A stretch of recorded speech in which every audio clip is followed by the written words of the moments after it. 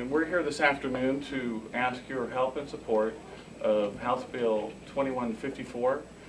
This bill will help us to provide loan repayment to primary and preventive health care providers for Texas. I think it'll make Texas a lot more marketable and competitive, bringing physicians to Texas. I'm going to have Dr. Madura speak for a moment, and then a couple other people speak about the shortage on primary health care providers.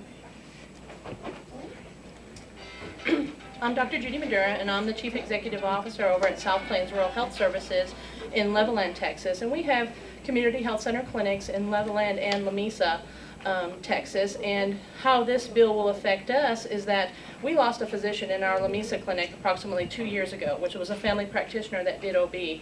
And we've been unable to recruit a physician into that area since that time. So we've essentially lost 50% of our providers in that area over the past 2 years' time, which has decreased our ability to offer care to clients in those counties that we serve in that area. So with the passage of this bill, we're looking to expand our opportunities to help recruit physicians into the area and offer them incentives to come into our smaller rural communities to come into practice. But without these incentives, sometimes it's a little bit harder to draw quality physicians into our area. So we're really asking for the support in the passage of this bill so that we can get more quality physicians into our rural health clinics. I'm going to introduce Dr. Willis, the Medical Director for Community Health Center of Lubbock. I'm Harlan Willis, the Medical Director. I appreciate this opportunity to speak on behalf of the Community Health Center in Lubbock. Our clinic plays a big part in preventive medicine, which when you consider the 10 leading causes of death in America today, a big part of this is due to unhealthy lifestyle, and preventive medicine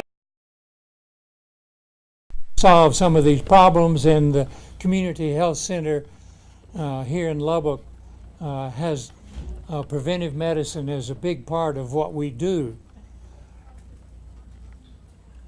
We also have a real need for young primary care physicians, because one of our physicians is 83 years old. I'll be 80 in December, and we need some young primary care physicians to come in and help carry the load. And I appreciate the opportunity to present this, and we ask for your support for this bill that will help us also. Thank you.